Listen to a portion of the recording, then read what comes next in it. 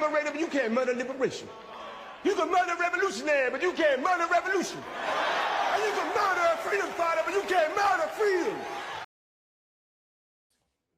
You're tapped in, so let's get right to it. Iranian professor ZIONIST Marandi is very outspoken and in support of the Iranian government as much as he is the IRGC. His outtake, or his viewpoint on the matter, in that matter would be the U.S./Israeli war against Iran, is always in support of Iran. So many look at us, at Marandi, as a mouthpiece, a state mouthpiece for Iran, as one should look at Benjamin Netanyahu as a mouthpiece or a state mouthpiece for the occupying nation of Israel, as one should look at a Marco Rubio, State Department head of state, as a mouthpiece for the U.S. government or for the state, But anyway, in any respects, Marandi is looked at like that, meaning, his framing should be read as Tehran's messaging boy, or rather than a neutral analysis from an individual, whether or not he's from Iran or not. And it seems so biased to me that people would look at him and label him as such when you have the same. It's so contradictory. It's so hypocritical of people to do that. Again, you have mouthpieces, spokespersons who not only believe in what they say, but they don't give a flying flick one way or another about the other party. And that most of what they say is biased, is, conflated, is narrative, is propagandist or propaganda, So it makes no difference to me. We get all kinds. It takes all kinds, to make this thing what it is. But he's consistently betting, we're talking about Marandi, on U.S. overextension and attrition rather than offering, diplomatic off-ramp solutions. But again, I say this about him, but I also direct this to others. Marco Rubio, Pete Hegseth, Donald Trump, Bibi Netanyahu, all of them have this tendency to carry on in that way. It's all about submitting and less about solutions to ending conflicts and wars between nations and people. So, I just wanted to throw that out there, let it be understood that I understand totally and completely who ZIONIST Marandi is and where his support lies. And again, I don't hold that against him no more than I would hold against those who are in the State Department who speak for the United States government, or those who speak for the Zionist regime of Israel. This is what it is. But this guy, ZIONIST Marandi, he is very outspoken. He's saying, hey, my basis for calling a U.S. For calling U.S.'s attack on Iran a mistake is based upon A, B, and C. One of his main arguments is that the U.S. failed to really look into the misinformation that the Zionist regime of Israel fed them. The United States, with supposedly the best or one of the best intelligence agencies, many more than one actually, and not utilizing their intelligence from these agencies to come up with their own viewpoint of what was actually taking place in Iran, rather than taking what Benjamin Netanyahu said, to heart. Because everybody knows Benjamin Netanyahu has been pushing his whole political career for over 40 years to have the United States attack Iran. They've been pushing because, the analysis in occupied Israel is that, Iran is a thorn in their side because of Iran's positioning, because of Iran's independence. Its willingness to, stand on, or its commitment to stand on the square they're on and not be bullied into doing what they don't want to do, specifically by Israel as much as the United States, presents, a problem for Israel and their attempts to establish hegemony in that whole region. Iran has been a thorn in their side. So how do we get rid of Iran? We being Israel, the Zionist regime of Israel saying this to themselves behind closed doors. How do we get rid of them? And the consensus, no doubt, is we need the United States. We need to have a proxy war with Iran, but the United States need to be the ones on the front lines at the forefront of this fight for us without them really knowing it. That's how they planned to get rid of Iran. But for whatever reason, they underestimated Iran. And this is what Marandi has said. This is all he's basically saying, that they didn't really think this thing through. And shame on the United States, because here's a country that's supposed to be a superpower, one of the most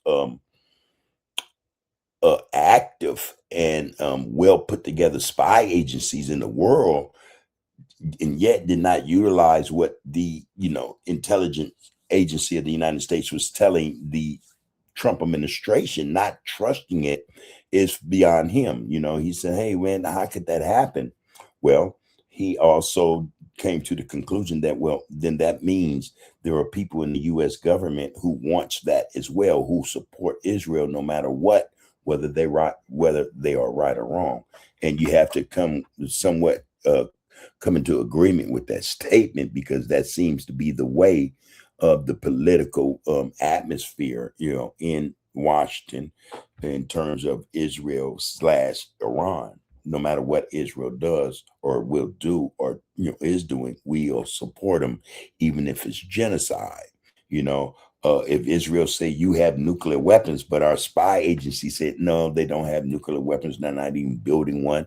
If you're willing to go with that rather than your own established surveillance, apparatus, then something should tell, okay, well, you're more in tune or in line with what Israel says rather than what your own spy agency says. And not only that, the United States spy agency wasn't the only one. The world, other spy agencies around the world said, that's not the truth. Why is Israel lying to you guys? And why are you buying that lie?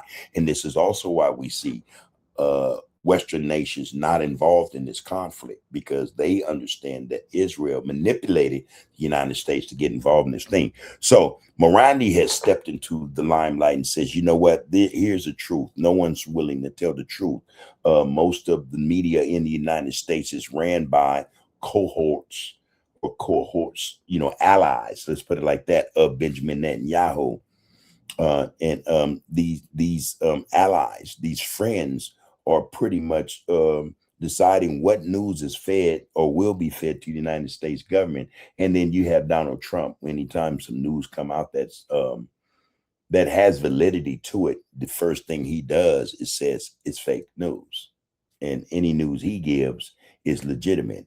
So that is. But anyway, Marandi, he argues American strikes have failed to produce regime collapse or capitulation, and or change, okay? And that Washington badly misjudged Iran's military resilience and defensive depth. And everybody can attest to that. Now, we hear a lot of, again, propaganda from the Trump administration, as much as we do from the Zionist regime of Israel, saying that, oh, we've obliterated their Air Force, their Navy, their missile launching capabilities, their reproductive, their factories where they can reproduce these weapons. In fact, they have very little. They've used us over 70, 80%, 90% of their drones, 80, 70, 80% of their missiles. And yet Iran keeps producing vast numbers of missiles and drones, and firing them at a rate comparable with that of the U.S. So who's really running out of munitions here? There was a report recently that the United States had went through 4 years of missiles firing at Iran, and that there was this warning going out saying, hey, you guys are below the quota in terms of what we should have in place in case something other than what we're dealing with should come up over the horizon at us. All right. So yeah, there that is.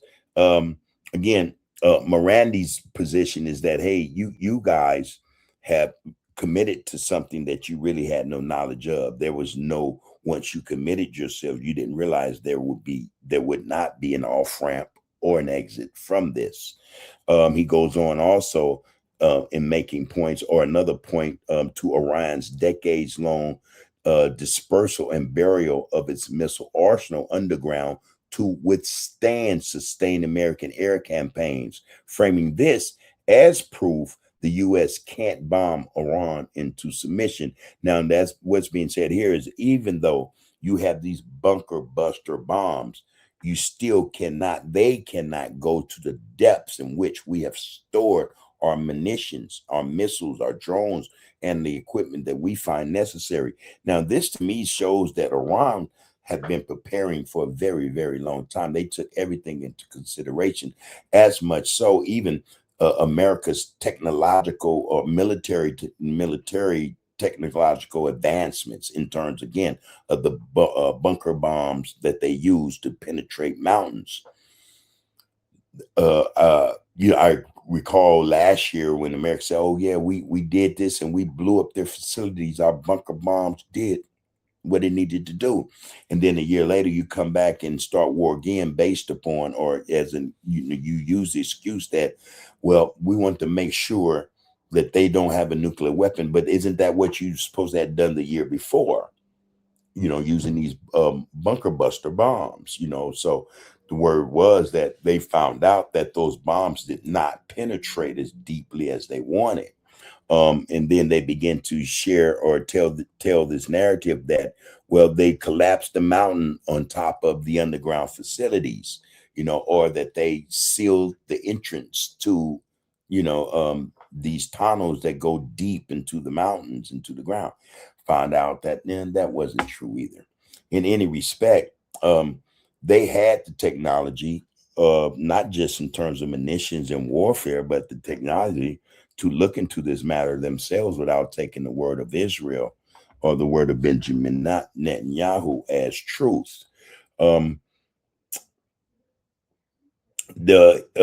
helped Marandi,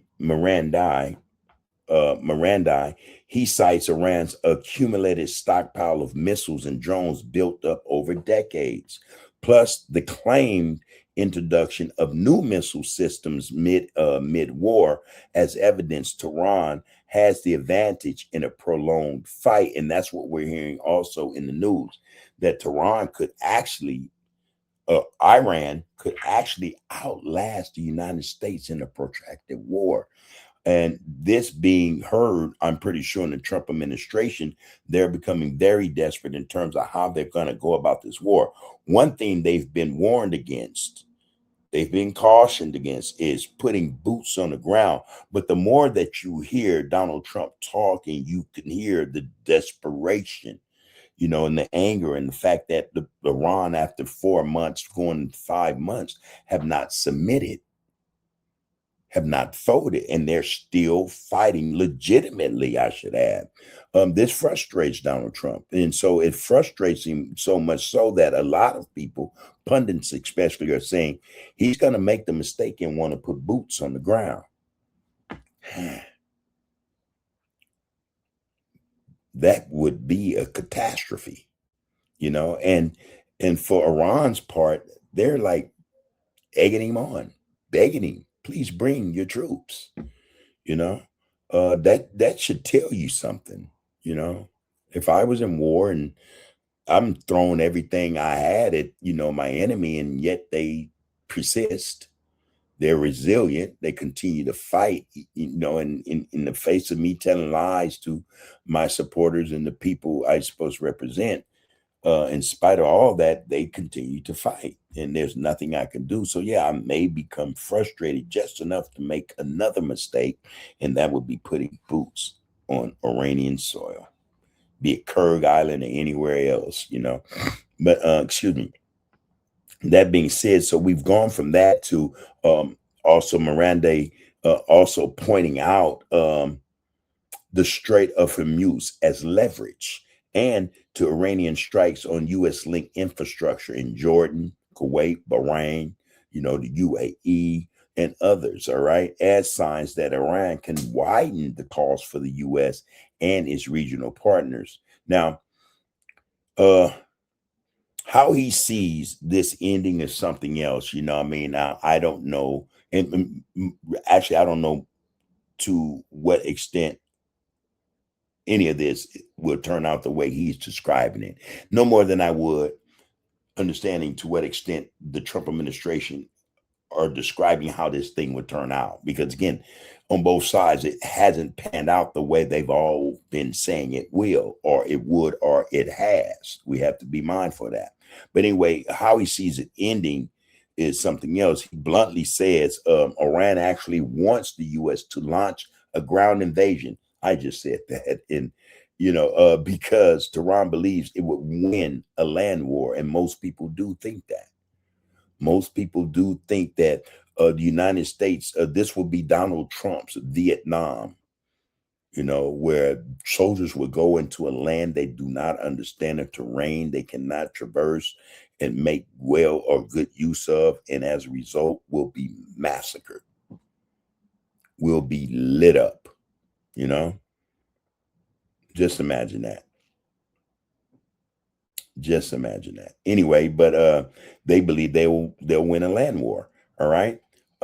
He's repeated this same view from the earlier 40-day war phase that they had, them, when the thing first started. But he frames a ground campaign as the most direct path to ending the conflict on Iran's own terms. All right, rather than through negotiated ceasefire. Now, I want to bring in a clip I have to give us greater context in terms of what he is saying. SEYED, Professor SEYED Marandi, he has a lot to say, very outspoken. And again, here's an individual pretty much like the Iranian government, being a thorn in the side of Benjamin Netanyahu as much as it is in the side of President Trump. He's a thorn in the side of those other mouthpieces for the United States and Israel, who spew the same propaganda and false narratives. He is their thorn in the side, and they compete very hard to keep up with him.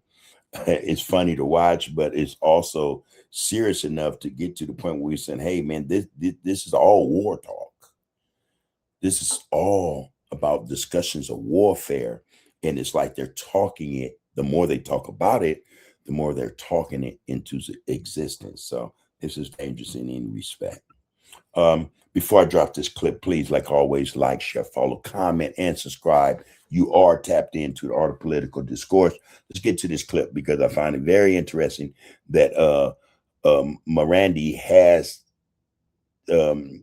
said the things he has said, very interesting. Let's get in here.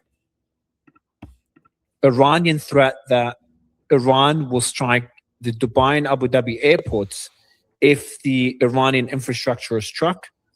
And the other thing we've been watching and I talk about on a daily basis, because it's a red line that Trump himself has placed, that is any American casualties, any soldiers being killed, because that is something Trump said would bring him back into a full-blown war. Now, you could say we're already in a state of war. Iran has said that today. Right. Earlier, a few members of the Iranian government have said that. But this is a pretty significant, that's one of many significant developments in the last 48 hours. So I'd love... Is Iran and the United States in a full-blown war again? Is Iran and United Maybe start getting your thoughts on this breaking story, Professor. I think U.S. casualties are significantly higher than that. And the Iranians know that the United States has lost soldiers in Kuwait. They know that for a fact. As well as in Syria, apparently. That I'm not sure about. And Trump's red lines don't mean anything to the Iranians. The Iranians will fight back. Trump is a child killer, and his regime has murdered 168 little girls on day one of this war. Just the day before yesterday, they murdered kids again in this war, and murdered mothers and women. So the lives of American soldiers are not holy for the Iranians. Yeah, I wouldn't expect you to consider them holy. From a strategic perspective, though, do you think that would force Trump to escalate on his side? Because a lot of people are watching, and we could link this to the next question, is the Iranians said they would strike Dubai and Abu Dhabi international airports. Do you think they will carry on with that threat on striking these airports if we see bridges struck again today, like the last 2 days? Oh, absolutely. Absolutely. More than that, I think the Iranians have also said that they will strike Fujairah and the Jebel Ali ports as well. I'm not quite sure, but I think those are the ports. So it's not just airports, and it's asked people to evacuate in case the United States targets civilian structures again, because the United States has been, and through its bases in the Persian Gulf region, it's been focusing on civilian targets and murdering. And actually, the United States has been waiting for people to cross the bridges, and then they bomb the bridges. So they see a family car on the bridge. I mean, U.S. pilots, I think they are the same as Israeli pilots. They take pleasure in murdering innocent people. So they see a truck going over. These are all civilian bridges that they've destroyed, and all civilian tunnels which link cities and villages and towns, and workers go back and forth. It's, you know, so it's clear what these pilots try to do. They wait till a car is passing, and then they hit the car, the truck, so that they can kill a family and take some pleasure in it. Do you think, so you said that you're confident the Iranians will, and you're not saying this more of a deterrent, you genuinely believe that Iran would strike those airports, the international airports, which were struck at the peak of the war. I think that happened only once. At least once we saw, no, happened more than once, but once we saw impact on Dubai International Airport. But I think these two airports and the ports would be struck. And I'm more focused on the airports because that's something that was even avoided in the height of the war, where the US was bombing Iran at 10 times the scale that they're bombing them right now. But you're confident this time around that they will be struck if bridges are struck? Sorry for repeating the question. It's just an important. I don't know about any. I think any civilian. I think they meant killing. The Americans have to stop targeting kids and women and men and. But that is the tactic. You know, a lot of us here at TAP think that that's the tactic that America, as well as the Zionist regime of Israel, uses. The attack is focused on killing civilians. You know, we allege that, or it's been alleged anyway, that it is a psychological attack as much as it is a physical attack using missiles and bombs to blow up whole people. The hope that this war would wear on the citizen more than it does the IRGC or the Iranian government, because you have to recall or remember that the United States and Israel attempted to orchestrate a coup in Iran some months before this war actually kicked off. That failed. They took guns. It's alleged they, you know, smuggled in guns and arms and shot up the police, unprovoked attacks on the police and military. And this is what precipitated the fight, or the so-called, you know, the fake uprising in Iran, which probably resulted in, maybe 15 to 20,000 people being unalived. Who knows? And most of those, or some of those, were police who were civil servants in, Tehran when this thing occurred, or anywhere else that it happened. This is the get down of them. You know, they attacks are done to psychologically affect the people more than it is to, in a lot of instances, affect the military or the government. Is to, these attacks are done to make the people turn on the government because, hey, this frustration with this war and innocents are dying and you aren't doing anything. So the hope is they would turn on the government. And this is a very sad tactic that the Zionist regime of Israel uses as much as the United States. American pilots are also murderous bastards, no different than Israeli pilots who would kill women and children or people just leaving. There are receipts where the United States fired upon ships in the Caribbean, supposedly drug smugglers from Venezuela. Come to find out, these were just people, fishermen that they decided to kill. So it should come as no shock that Marandi is saying these things. But again, it's just not the fact that he's saying them, it's the fact that there are receipts showing that this is truth. Civilian infrastructure, because again, the Americans like doing that. They love killing and slaughtering people. They take pleasure in it, just like their allies in Israel do. So the Iranians are saying enough is enough. And if you continue targeting civilians, then we will have to retaliate. That is the deterrence. Iran has waited for a week.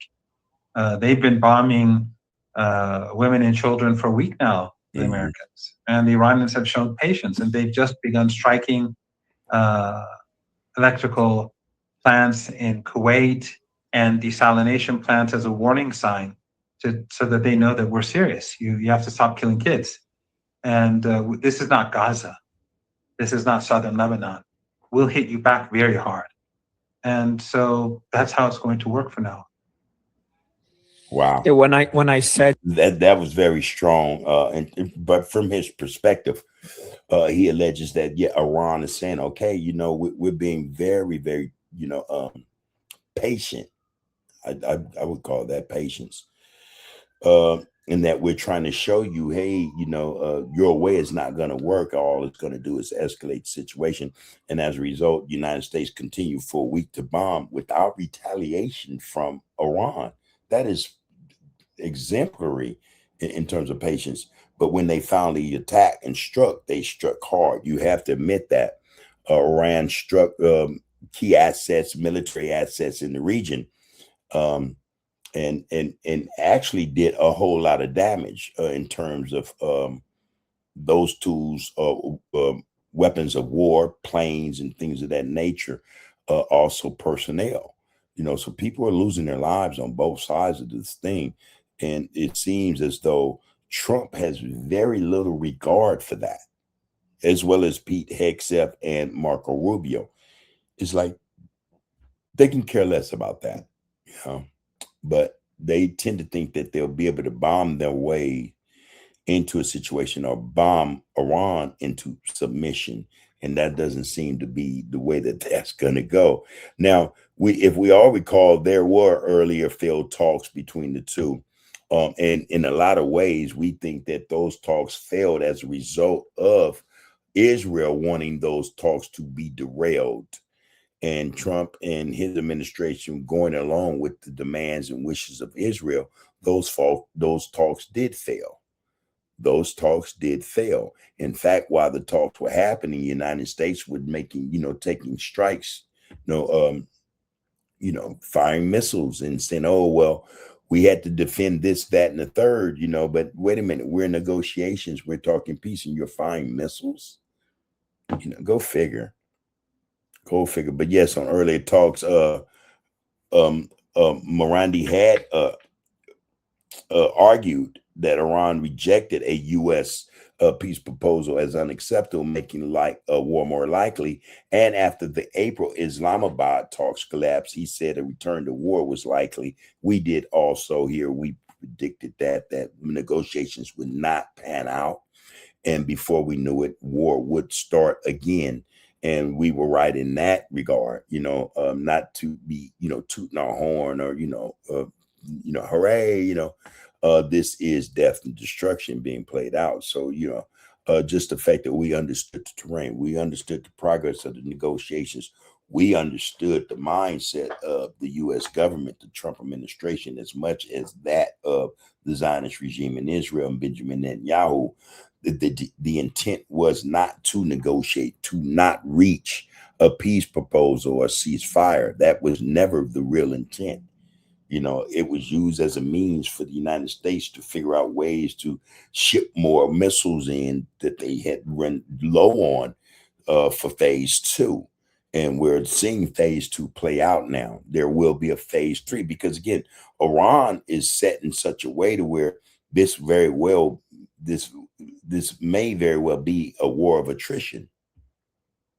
You know, who has the most missiles and drones? Who can wait out who the longest? You know, Israel is fighting 2 wars. United States is fighting 1, and then, you know, Israel and Hezbollah, Lebanon, the Houthis are coming in, you know, and also in assistance. So this thing is going to take more munitions than I think the United States and Israel have combined just to deal with this thing. So this is a war of attrition. And we do think that there is no real push for peace. This is not, you know. Let's get back to do you mean they will generally strike those targets not as a deterrent? What I mean is not Iran is making those threats as a deterrent. I think Iran is making those threats as a way to deter further strikes on infrastructure.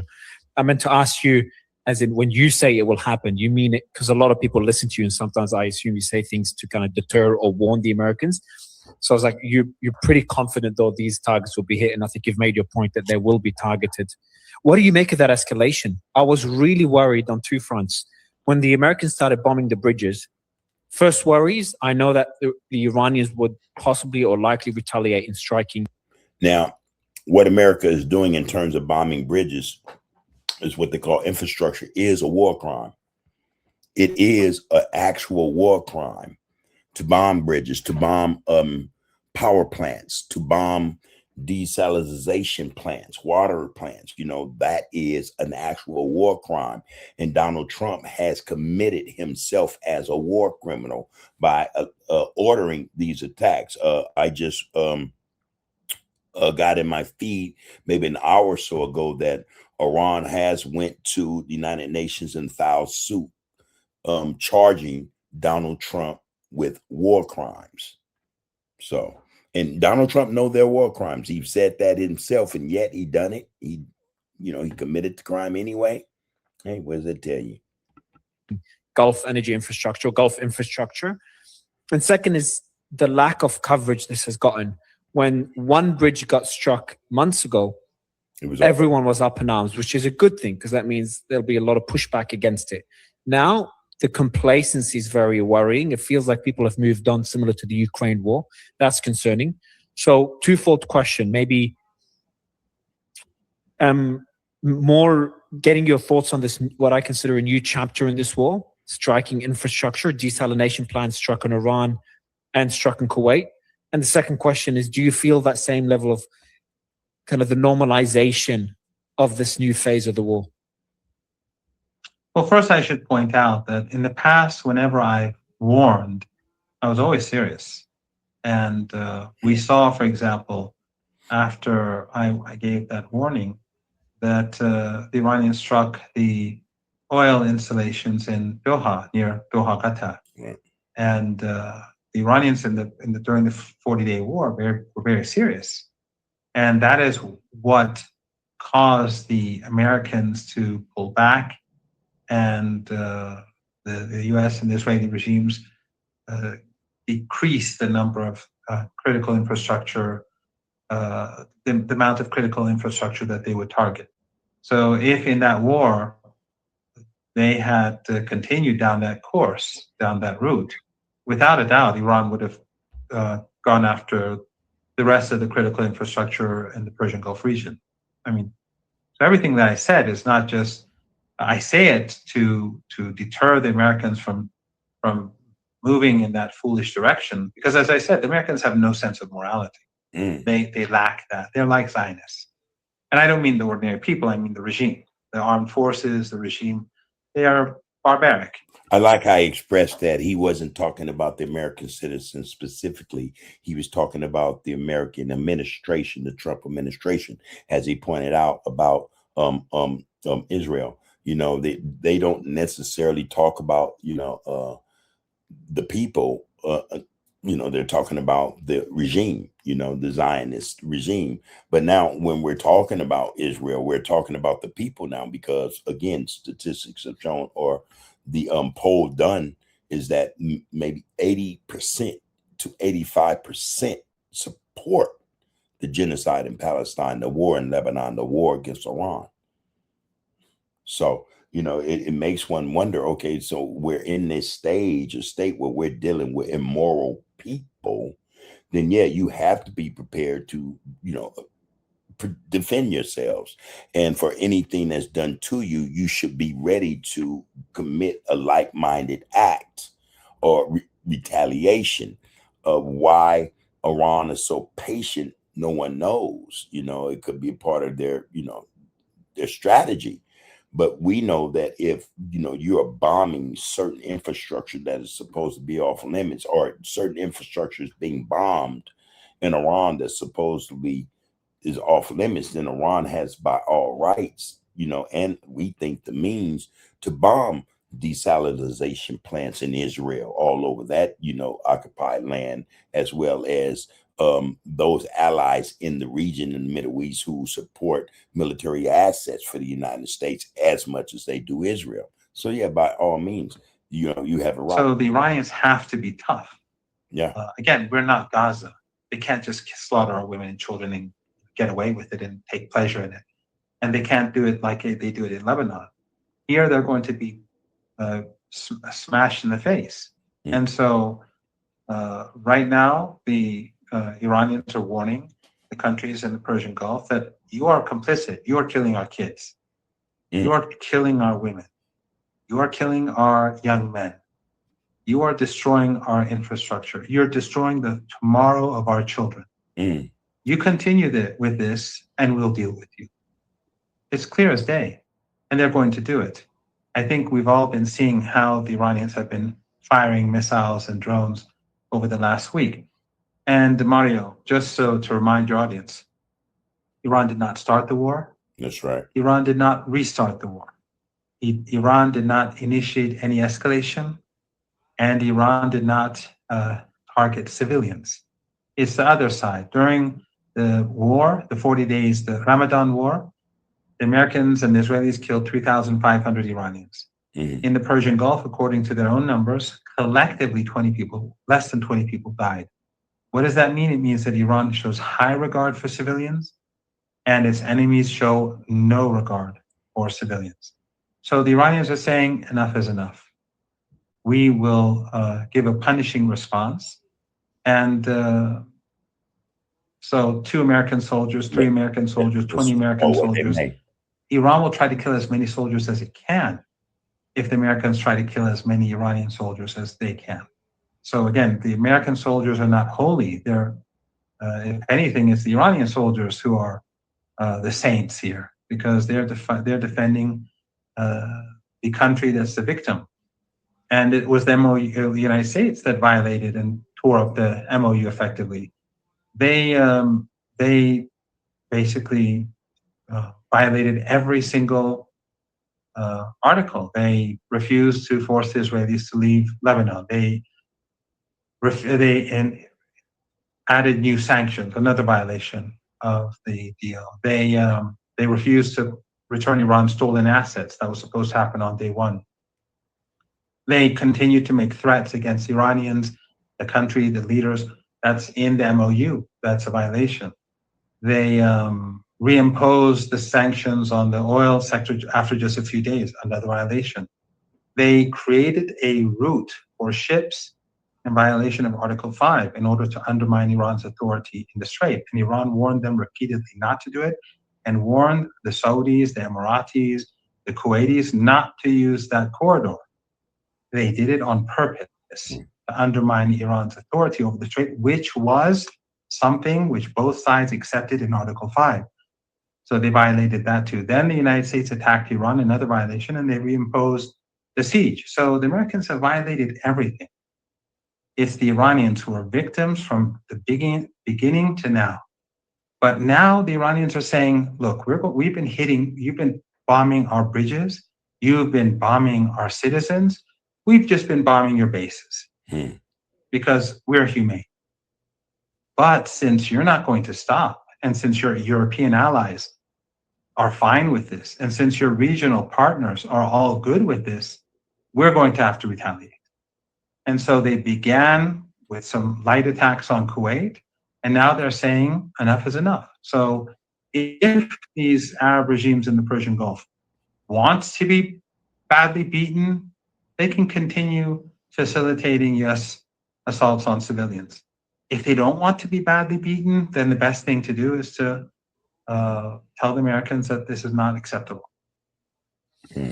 Okay, and then that being said, that was SEYED Marandi. This guy is a very outspoken advocate for the Iranian IRGC and government. All right. This thing is going to bust wide open. It's going to escalate. So let's get prepared for that, or prepare yourselves for that. It's not going to de-escalate. It's not going to get to a stage where they will be back at the negotiation tables and war will end. They will find a peaceful negotiation between the two to end all this conflict. That's not going to happen because, one, Israel does not need for it to play out that way. Israel needs for it to play out in the script or in the way it planned for it to. The first part of the plan has been executed. The United States were manipulated into this war. They're here. Israel's plan is to keep them in that war. Period, point blank. And if the United States should even act like they're going to back all the way out, a false flag will occur. Maybe multiple false flags will occur to where United States will be again fooled into thinking it's been attacked and it has to fight something for which it really don't understand it's fighting for. The excuse we hear often enough is Iran can't have a nuclear weapon. It's just so monotonous and boring every time I hear that. Iran can have a nuclear weapon. They're not even trying to build a nuclear weapon. It makes no sense. But we tend to think here at TAPS that maybe if Iran had a few nuclear weapons, we wouldn't have this war. And Israel would behave themselves. Look at it like that. All right. In any respect, that being said, this thing is going to escalate. We think the other political discourse think that this thing is going to escalate. It's going to bring in other players, and those who are in the Middle East assisting U.S. military assets as well, or as much as Israeli military assets, will also be drugged into this conflict, and they will suffer the most. And as a result of those countries, Saudi Arabia, Bahrain, UAE, Kuwait, those countries that really also supply fuel to the world, they will hurt. They will take a hit, and as a result of that hit, them taking that hit, the world economy, the market will suffer also, and that's when we'll have this thing up and running. They call that World War III. Get ready. Get your water ready, your food stuffs ready. Get ready to plant your own gardens. There's a lot that's going to occur. And it's only happening because this is what Israel designed and desired to take place. And we think this is two birds with one stone. This Israeli manipulation of the United States getting involved with Iran. We think that, their hope is surprisingly that they would do the business and dirt of Iran. And as a result of the United States helping them fight this war, the United States also suffers in a way to where they become less powerful. The country, the people take hits. And in our mind, we allege that this is something Israel, the Zionist regime of Israel, wants to see happen as well. It needs the country to be weakened. It needs the country to get off of the mindset of what they call anti-Semitism, hatred for Zionist Jews, Ashkenazi Jews. We think that this serves that purpose as well. If the people upset with war and everything else, they'll forget about, these Ashkenazi Zionist Jewish people, doing the things they do. And they'll be able, these Ashkenazi Jewish people will be able to find them wiggle their ways, sneak their ways back into the fabric of society, into the minds and homes of American citizens. That's what we think. We allege that. And hey, we're more than likely we're going to be more correct than we are wrong on this show.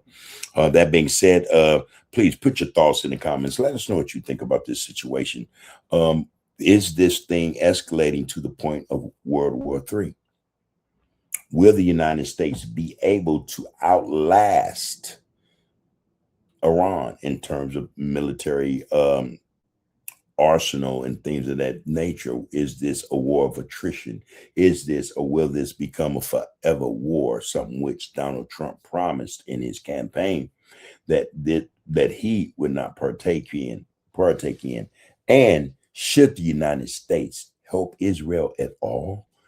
Should the United States be sending taxpayer dollars to Israel for military equipment to murder and commit genocide upon a people, especially those in Palestine, and now what we see occurring in Lebanon?